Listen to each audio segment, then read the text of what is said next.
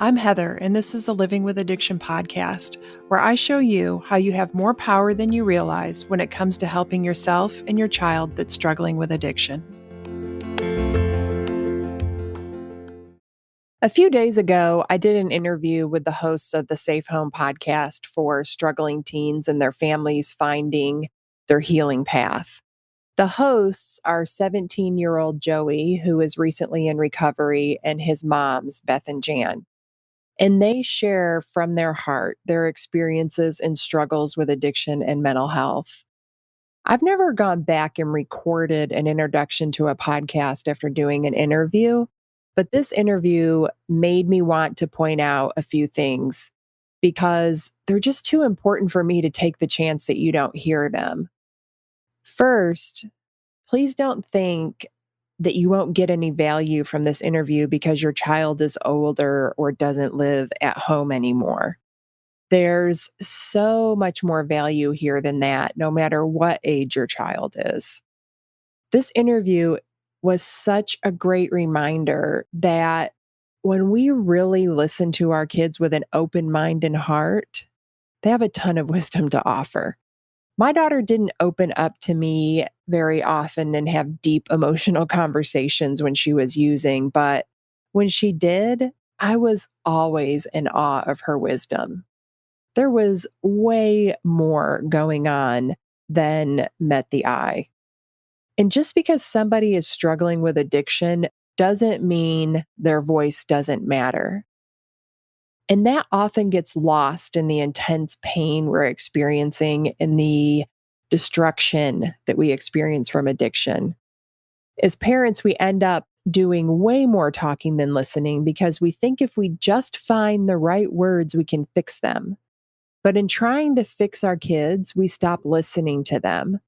We take their story away from them because we believe a different story about their life. And sometimes we find their story insulting. It's painful to hear. We don't agree with it. But a person can be struggling with addiction, mental health issues, doing things that they never thought that they would do, and still be able to tell you what they need from you if you listen. Joey is only 17, but his observations about relationships and connection and what a kid struggling with addiction needs are on point. So listen to what he has to say because he was talking about things I didn't figure out until my 40s.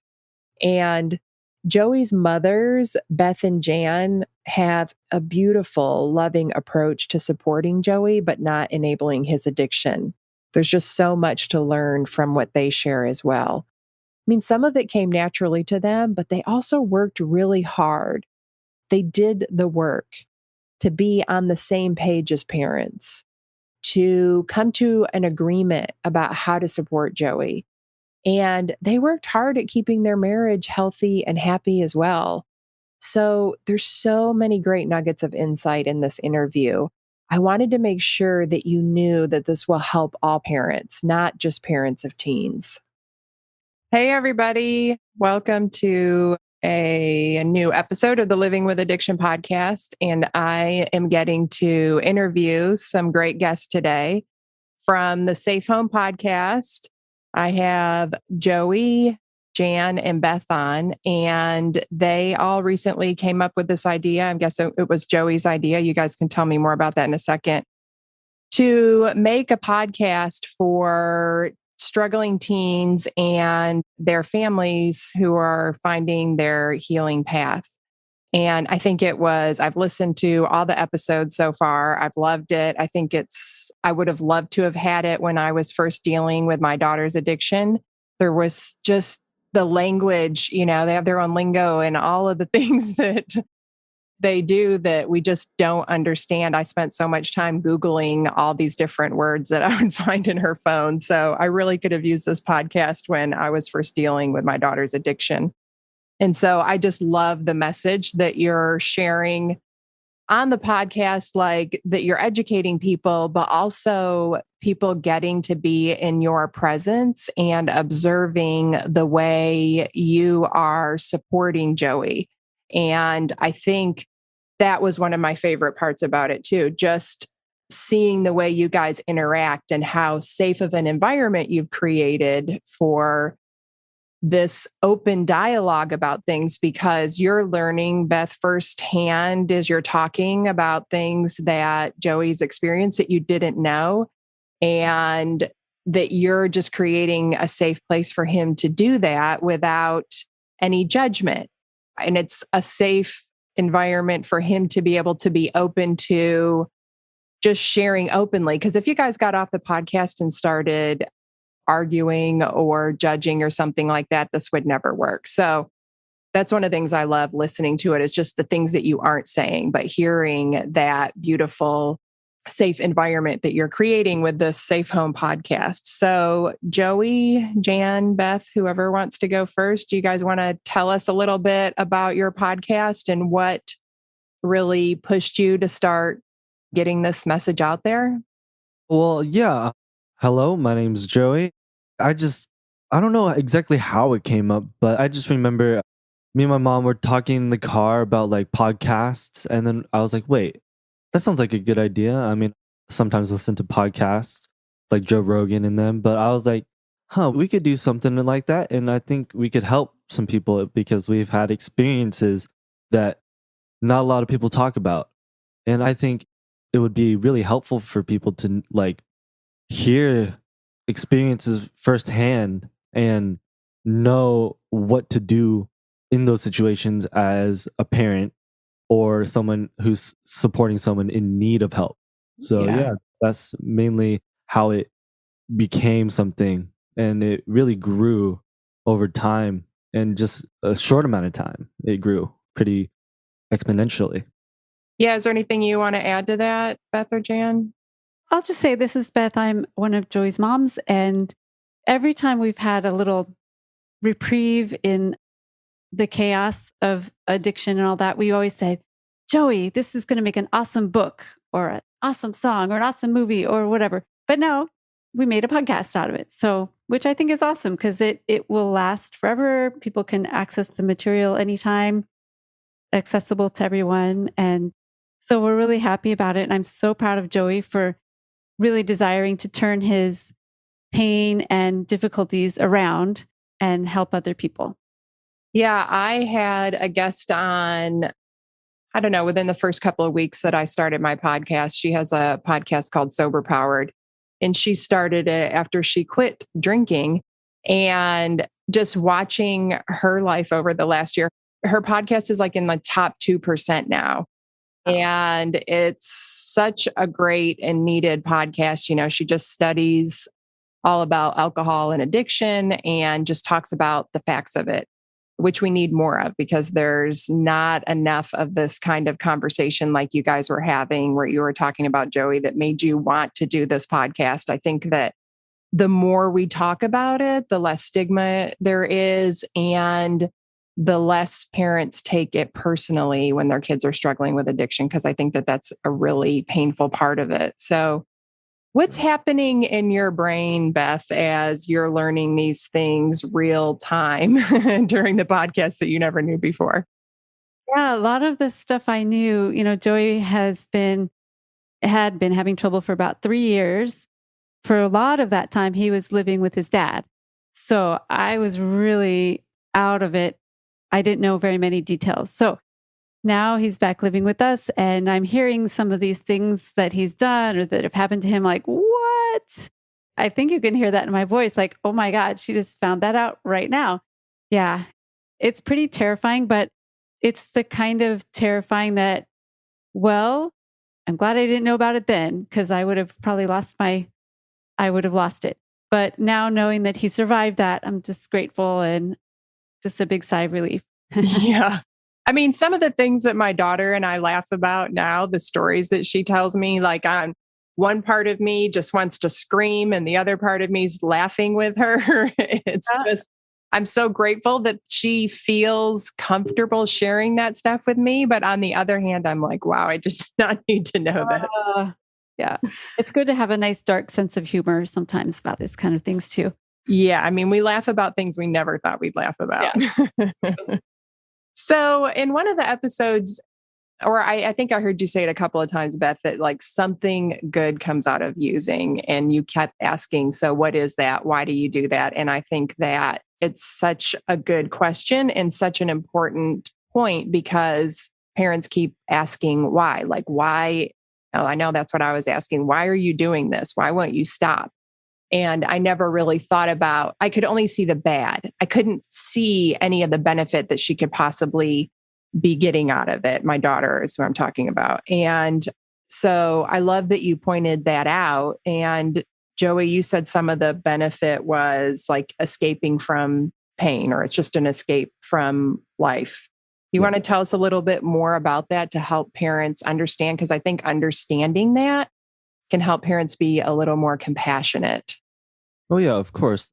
Well, in my experience with like using, the main reason I use obviously is to escape, and I'm escaping from is the stress of life, the stress that our parents put on us, especially when they don't know what's going on in our heads. And in my head, I was depressed, I was stressed, I was being bullied, things like that, where I should have been able to express that to my parents and have a nurturing environment to express that to. But I don't think my parents knew at that time what to do.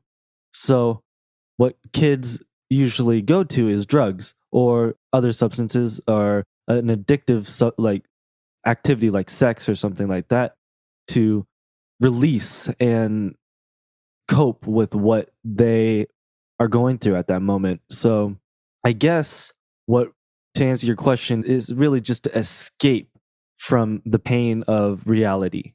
And reality being this realm. And I don't know, I could get deeper into that, but that's the best way I can explain it.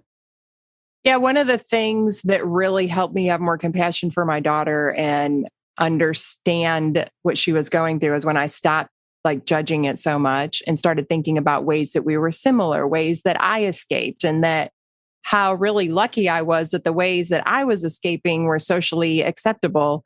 And even in the case of like overworking and staying at the office until midnight every night, people thought, oh, that's great. That's successful. You're a hard worker. You have a great job. Instead of really looking at it like it's just another major imbalance in life. I think we all look to escape. And that's something I like you describing it that way, because I think it helps people to relate instead of judging it so much, just judging the activity or what the person is using to escape. So, how did you guys go, Beth and Jan, from like where it was uncomfortable to discuss these things and not knowing how to support Joey to getting to where he could come to you and tell you these things so openly? You want to take that, Jan? The thing is when Joey started talking and he started wanting to open up and stuff, you couldn't help but just open your arms. And the one thing Joey and I talked about, I had addictions, that I had drug problems and smoking and different things, all growing up myself. And the way I stopped was knowing that I could help somebody else. And so Joey and I discussed that. Hey, Joey, you're going to be helping somebody else. And so by just taking it that way and letting him just express and open up and knowing that that's what the ultimate goal is. And I think it's just opened him up 100%. I mean, Joey is a loving kid. He's always wanted to be the one that is nurturing to anybody that wants help. And so this has just really been incredible. Yeah. I remember when Joey was first hospitalized, we didn't even know he was using substances until he was hospitalized after a suicide attempt. And I remember those first few days were pretty crazy, but I remember deciding that I wasn't going to keep anything a secret from people. I'm not going to like spill my guts on Facebook or something, but it's not a secret. It's nothing to be ashamed of or to hide from. And I'm so glad I did that, because that enabled us to get a lot of support from our friends and family members and everything. And also it helped, that framework helped when we went to visit Joey at the hospital. And we said, "Oh, so we hear that you've used drugs before." Hopefully we didn't go, "Oh my God, what did you do?" But like, tell us about that. What happened? And silly me, I thought he was hospitalized and he would no longer do drugs after that stint in the hospital. I thought that was going to be it, but totally not the end. But I think that he had a sense of honesty and just like, I have no more F's to give. I'm just going to lay it all out there. And so ever since that day, February 7th, 2019, Joey's been super honest with us, and we've all just done the best we could. None of us are perfect, but we're doing the best we could to just hang together and be supportive of Joey.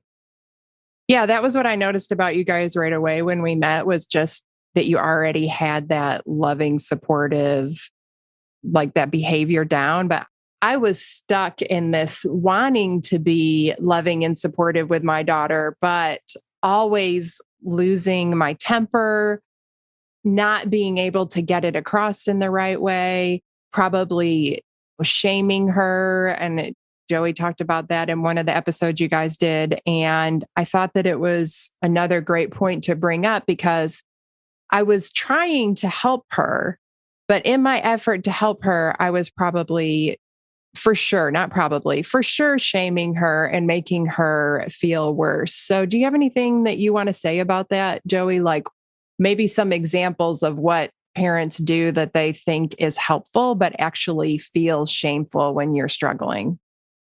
Oh, well, yeah. Well, it's not really the parents' fault. I don't think anything is a fault on anyone. It's their own misguidance through their upbringing. So Yeah. it's when they see something that may hurt them, they're trying to stop it. And what the natural instinct is to stop it and really just try and stop it as soon as possible. But when in addiction and stuff like that, it's you can't stop usually cold turkey. And that's for a lot of things, not just drugs. And it should be like, I use this word a lot, nurture them through and accept, rather than try and stop it instantly and try and get them to change, because they're not going to change until they want to change, the person that's going through the tough road. And that's a thing that is really misunderstood, is that I think parents want to change their child, but they just have to let the child do their thing and be there as a support through their own life. That's the big difference, is not to change the child, but to support their own life. You're so wise beyond your years. Where did you learn this? Because it took me years to figure this out. Like I kept trying to figure out how to support my daughter, but I wanted her to change. Like I needed her to change, because once she changed, everything would be okay in my mind. I think that's what most parents think. Like they need their kid to change so everything can be okay again. It took me years to come to that place where I could allow my daughter just to be who she was in that moment and love her exactly like she was and not want her to change anymore. So, yeah, I mean, I'm just amazed when I'm listening to you. You sound so much more older and mature. How old are you? 17. Yeah, like you're so wise beyond your years. It's amazing. You have so many great things that you share. So, like, what do you guys think about that? How do you keep from shaming, or did you struggle with that at all early on? Or was it something that just came natural to you guys to have this nurturing environment that you have now? I don't think that we shamed him as much as, some parents do. And maybe we did to a certain extent, but we were always trying to encourage him to do things or whatever. And maybe that was not the right direction to go. But I noticed that everything seems so much different now with him doing this podcast and stuff. And the first time that he left our house and he went to go have dinner with his dad, I mean, he called, he said, "Hey, you know what? You can drug test me when I get back," because usually that's where he would be when he would use his drugs. And I just turned to Beth and I said, "Beth, we have to trust him. I don't want to test him anymore. And Joey will tell us." We have to know. Wow. And I think that was a big turning point for both of us, all three of us actually, where we knew that there was a trust. Yeah. Yeah. We knew that there wasn't this underlying, well, maybe this, it's like, yeah, you're still a little scared, but Yeah. you have to trust, you have to believe. Exactly. We found, and I'm pretty sure this is something that came from your coaching, Heather, which was so amazing for Jan and me, is that quit talking about drugs all the time. Well, except for on this podcast, we're talking Right. all over again, but in general life, and especially when Joey was deep into the addiction, we started seeing him once a week and just taking him out for food or whatever, or a walk or whatever. And we didn't ask him what he was using. We didn't ask him what trouble he's been getting into. We tried to talk about anything else. And so so our relationship just wasn't always, what drugs are you using? Oh my God, when are you going to go to rehab? Blah, blah, blah. Because that's how it had been. I was on the super mom track of, okay, I got to find you some sort of treatment, some sort of therapy, some sort of whatever to fix you. And it doesn't work like that. He had to just decide that life was worth living again, which I'm so grateful that he decided eventually. But we wanted to make sure that when he did decide that he would have a safe place to come back to, that he knew that we were behind him, and it wouldn't be like he'd have to come back with his tail between his legs. It was like, no, come on back. We're here for you. We've always been here for you. And so we're glad this is how the story has gone so far, that he's in a much better place now. Yeah, I was so happy when I heard from you guys that you were doing this. It was like the best news I'd had recently. So I really struggled with that with my daughter too, with finding things to talk to her about when I saw her. Like I would take notes in my phone and write lists of things that I could talk to her about instead of asking her or grilling her all of the typical questions, because I wanted her to want to be around me. Nobody wants to be around that when you're getting grilled all the time, asking, you're just talking about drugs. So I think that was a great point that you made.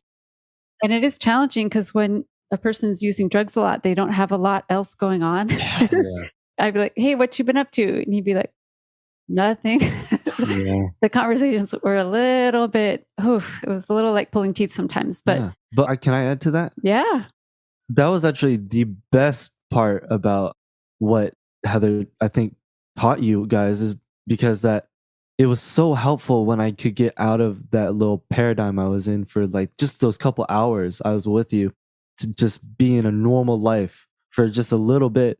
Because whenever my hardest to be sober on those days when I went with them, because I knew I was going to see them. So that really made me anticipate being sober for that day, because I was going to see someone that I really cared about and that didn't want to see me under the influence and stuff. So, but there was sometimes I slipped up and came over to them under the influence, but just knowing that they weren't there to shame me, weren't there to talk about drugs and my experiences, they were just there to see me, was so helpful. And I really thank you for teaching them that. Well, it was a really hard lesson for me to learn with my daughter. And I think that it takes so much pressure off of the relationship when you just get down to the bare bones of, I just love my child and I want to be with them. And I want to keep that connection you're talking about. And I want to give them those moments of being with somebody who just wants to be in their presence because they love them and doesn't expect anything from them. And I think that being able to get to that place for everybody is so just beautiful. And I love hearing about it. And I knew that you guys were doing it when we were coaching, and it would just make my heart so happy that, because it's really, really hard to do as a parent where you just let go. Because most of the time what parents tell me is they're afraid if they don't talk about it or bring it up, then their child won't know, or it'll seem like they're condoning. And I'm like, trust me, they know. No. As a kid of parents that now know, I knew that they knew, but it was just, it's better to have communication, definitely. So that's why it wouldn't work if they just tried to pretend if everything was not like okay. Yeah. But you don't know it because they didn't do that. So yeah, I'm just really thankful that they had that open communication. Yeah, we decided with your help and some other things we were reading and trying to figure out about this whole situation, we decided it's the most important thing is our relationship. Yes. The most important thing is not his abstinence completely from every single substance. Yes. That's not the goal, really. The goal is relationship. And if he has positive and loving and affirming relationship, he'll be more likely to say, okay, maybe I can lean off of these other substances and lean into healthier ways to deal with all these issues through relationship instead. So we're still working on it though. It's now he's sober and it's going great, but we're still learning how to relate to each other. We had a couple years of just chaos. So it's almost like we have a toddler in the house. That's kind of how we feel.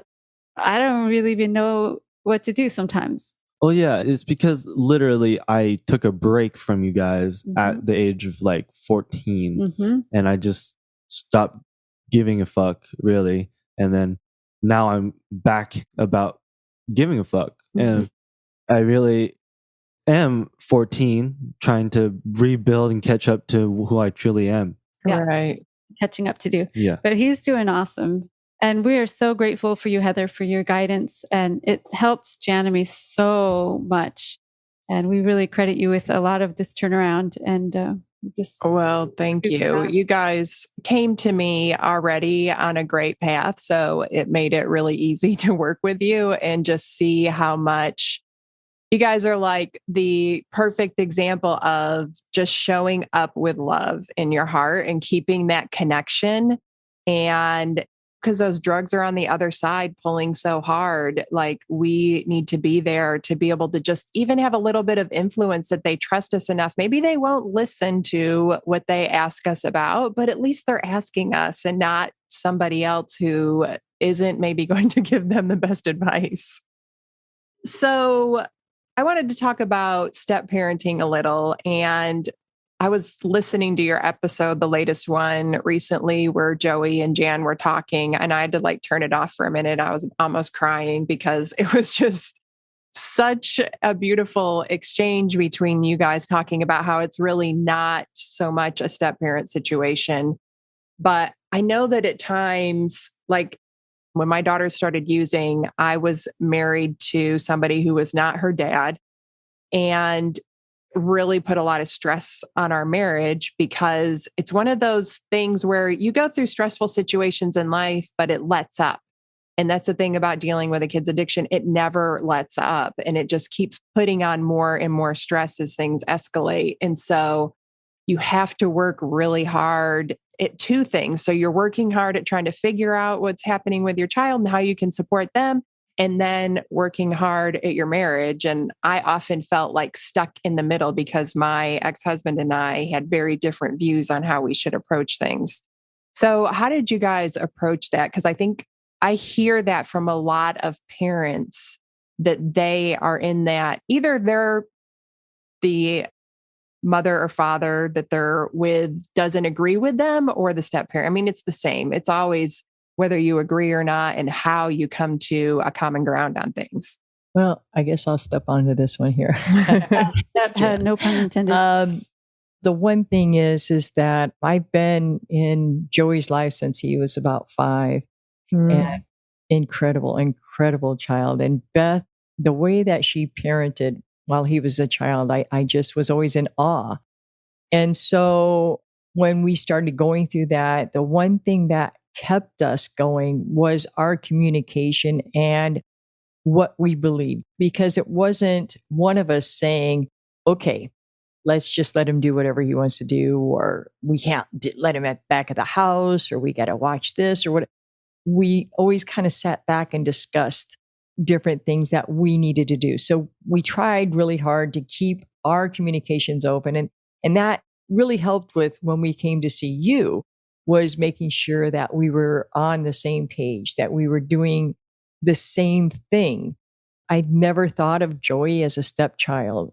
I've always felt like he was my son as much as he is Beth's. And she's always said that, he is your son too. And Joey's always been a delight. He's never been the kind of child that said, "Oh, you're the rotten step parent," or anything like that. If I had any advice to give, he usually would jump right in. If I was teaching him anything electrical, or, since I'm an electrician, or working on cars or anything like that, he was always right there willing to learn. And that really kind of built a beautiful bond with us from the time he was a child.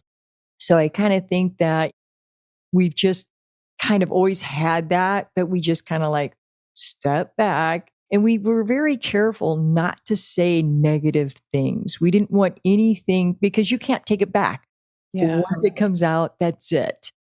And so we were very careful not to condemn him or say anything bad.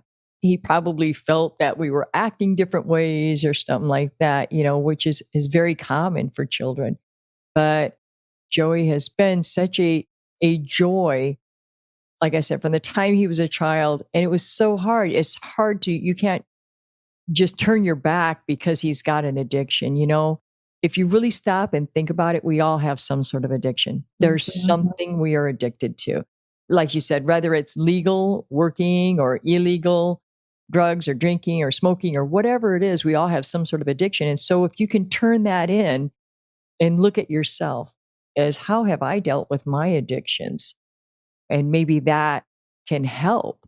And so Joey has been incredible, and listening to Beth and I both in our different addictions and how we've gotten through things. And so I think that's kind of kept us close in that way. So, but yeah, I just, hopefully whoever the step parent is can get on the same page as the parent. You do keep that communication open and work together in harm reduction or whatever you're going to do as far as supporting your child, because that's what your child needs ultimately. Whether they're a teenager or an adult, it's that support system that they need. Yeah. Yeah. I will just reiterate how helpful it was when you came in and helped us. I think we came to you when it was really dark times. Joey was using cough medicine and putting himself in the hospital for overdoses and stuff like that. And Jen and I have always pretty much been on the same page, but you helped us really focus on ourselves. Yeah. More than like putting a magnifying glass on Joey to figure out how to fix that situation. You helped us turn it to ourselves as individuals and our marriage. And that helped tremendously. That's all we can, really mold is ourselves. Exactly. We can't fix anybody else, but we can work on ourselves. And when we did that, when we turned the attention more toward ourselves and to our marriage, that really helped It reflected the whole situation. Yeah, it reflected, because once you change something within yourself, it reflects out. Instead of, you literally, it's impossible to change anything that's external from you. So once you change something that you can change, it reflects even more powerful than anything that you can imagine trying to do externally. Mm-hmm. Yes, more wisdom from Joey. That's exactly true. And it's the exact opposite of what our instinct as parents is to do. Like, we want to focus on our kids and all we want to do is help them and change them. And it's amazing how by focusing on ourselves, it just turns everything around. It takes all of the pressure off the situation. Like you said, that magnifying glass or microscope or whatever term you use, that our kids feel that pressure. And it is tremendous when they're already struggling. And so I'm really glad that you pointed out how much focusing on yourself helped the whole situation, because it's really hard to do. It's like, it feels like you're giving up almost when you do that. Goes against all of your parenting instincts. Mm-hmm. It was really challenging, I have to say, but it really, really worked. And I sometimes think of it like Joey plays baseball, and we've seen a lot of really bad parenting at baseball games. I bet. A kid strikes out and the dad's like, "What are you doing? Watch the ball, hit the ball." I'm like, do you think he was trying to hit the ball? Do you think he knows he just struck out? Do you need to add to it? So it's kind of like that. They know they're screwing it up. They know that they're not living their best selves. They know they're hurting themselves and hurting you. So some empathy and some letting them know that you're not just going to come at them and that they have a safe place to land, whether or not they're sober, really, if that they have a safe place in you that they can rely on. Yes. Yeah, that's so important. It's been like my bandwagon lately too. Every time I see something that says like, if your addict is happy with you, then you're enabling. But if they're not, or if they're mad at you, then you're doing things the right way. And that's like so the opposite of what I believe. Like you really can love somebody and nurture them, as Joey says, and really still help them and not enable them. You can really be supportive and loving and not enable. And we just get so many mixed messages about that. It makes me sad every time I see it because I know that there's somebody who's already struggling is going to suffer more because a parent who doesn't know what to do is going to see that and feel like they're doing something wrong and not know where to turn to try something different. So I love that you guys are sharing that message as part of your podcast as well. And there was an episode that you talked about marijuana. And I think it was really good to talk about that because a lot of parents are struggling because their kids are using, I mean, it's legal in a lot of states now. And it's available. Yes. Yeah, not legal for all the kids yet. Oh, that's right. So it's legal for adults. And so it's easier for them to get their hands on. But like when things first started with my daughter and that's what she was using in the beginning. And when I would say that to people, they would kind of dismiss that there was a problem.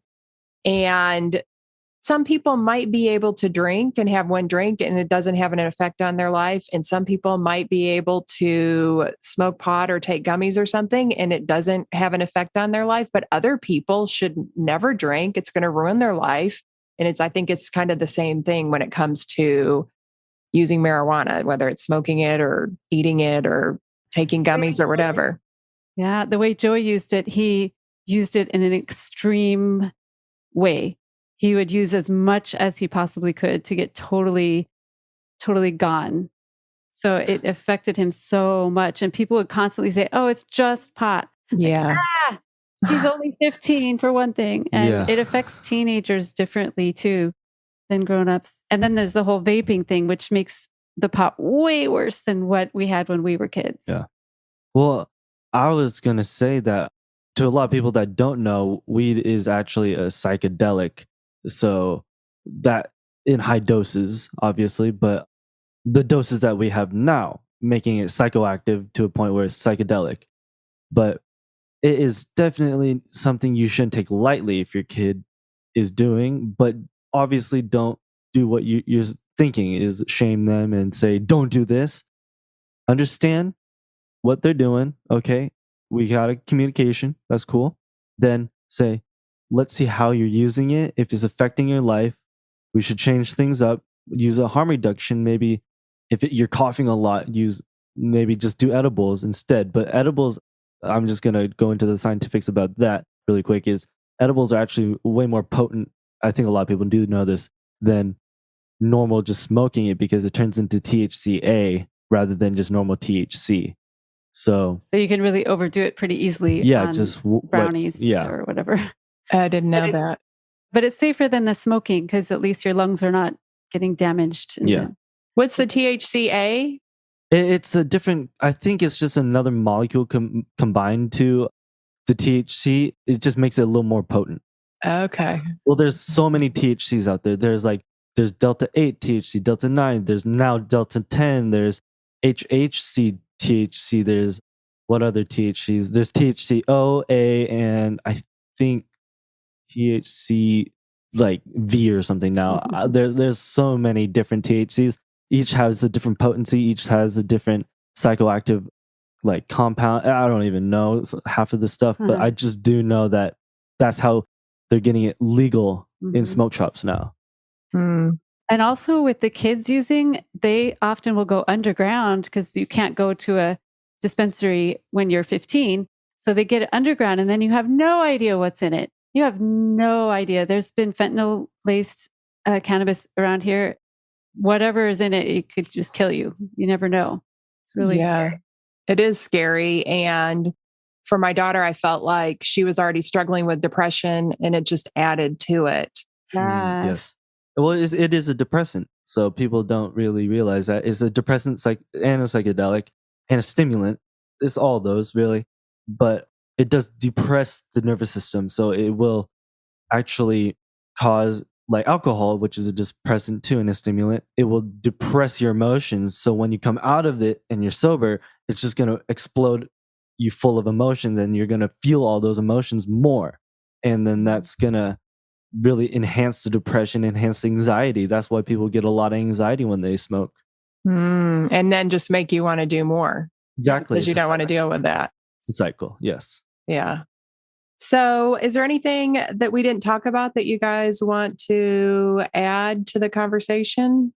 I just want to reiterate that parents shouldn't shame their child, and that nurturing is the most important thing from in utero, is nurturing that child, because you got to nurture them through like feeding yourself well, the mother, and then you got to nurture them emotionally, physically, and everything other around them, because when they're pre-lingual, you're going to hold them, you got to hold them, you got to really be there for them physically, and once they be able to talk, you got to come at them with a really nurturing tone. You got to tell them that it's okay, rather than no, you can't do this. That's very opposite of what people should do, because that's what people think they should do, is like tell the child, no, don't do that. But you got to really step back and really like stop that instinct and say, okay, that's what they're doing. That's their own. You're not them. You're not their experience. You got to be there for their experience, not as their experience. That's really good. I think if parents can just try to be curious, like if you find out your kid's using drugs, instead of trying to figure out how you made a mistake or what did you do wrong, like you as the parent, to try to think, okay, what is my kid needing that they're not getting? What are they getting out of the cannabis or whatever substance that they're not getting in life? And how can I help them get that? There's something they're trying to suppress pain, or they're trying to let us know something is not in balance, something's not right. And if the parents can get curious and develop a relationship where you can kind of try to figure out, what is it that you're trying to cover up? What is it that's so painful in your life that you need to use these substances? If you can get to that core issue, then there's a chance that they will decide that they don't need the substances anymore. Yeah. I mean, it took me a while to figure out addiction or substance abuse was just a symptom of the underlying problem. And you just said it beautifully, that asking how you can help them meet that need in another way. And instead of just getting angry, and I know that I can just still see myself and remember how I felt that struggle inside of me. One part of me feeling like I needed to be angry and I needed to make her stop, and the other part of me that wanted to be compassionate about everything. And I really struggled to find that balance. So I recognize how hard it is, but I hope that any parent who's listening that's struggling with that right now and hears Joey's side of it, or thinks about it the way you just said, Beth, or some of the things that you shared, Jan, I think that you guys are going to help so many families. And I'm sure that anybody who's listening is going to want to know more about you guys. So can you tell us where people can find you, if you're available, if you're doing anything other than podcasts? Give us the whole lowdown. So you can find our podcast, Safe Home Podcast, on YouTube and wherever you get podcasts, except for Apple. We're still struggling to get on Apple Podcasts, but hopefully soon we'll be on Apple Podcasts as well. But YouTube is an easy way to find it if you're not familiar with podcasting. And we also would love to come speak to groups of parents or teenagers or teachers or medical professionals or therapists or anyone that thinks it would be a good idea to hear from a 17-year-old that's fresh out of addiction that has some really big insights. So we're available, and you could reach us at safehomepodcast@gmail.com. And you guys have a Facebook page too, right? Oh, yeah, We have Facebook, Instagram, Twitter, and TikTok. Yes. All right. Well, I will also put all that information in the show notes so that people will know how to get in touch with you. And I really appreciate you guys doing this podcast. I think it's such an important conversation that needs to be had. And I appreciate you coming on my podcast to do this interview. It has been really a wonderful experience. And I loved hearing all of your wisdom, Joey. I'm pretty sure you're like, a 75-year-old in a 17-year-old's body with everything that you shared. Yeah. What was that? I said he's been around the block a few times. I think he's an old soul. Yes, you're definitely an old soul. So I really appreciate you sharing everything that you are. And so thanks for being here today. Oh, thank you. And Thank thank you, you so Heather, much, again, for Heather. all your help for our family. We're so happy that we found you. Yeah, it was wonderful getting to work with you. Yeah, and a little slogan that we say on Safe Home is stay safe. So thank you all. All right, I like that. Thanks.